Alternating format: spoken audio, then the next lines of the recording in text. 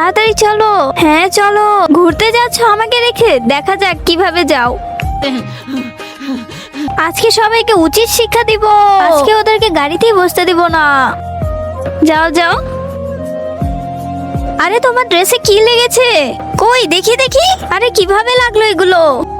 আরে আরে তোমার ড্রেসে কি হলো? তোমাকে তো এখন আর নিয়ে যাওয়া যাবে না। কি আমাকে নিয়ে যাবা না? তুমি ড্রেস চেঞ্জ করো, আমরা চলে যাই। হ্যাঁ হ্যাঁ চলো সবাই।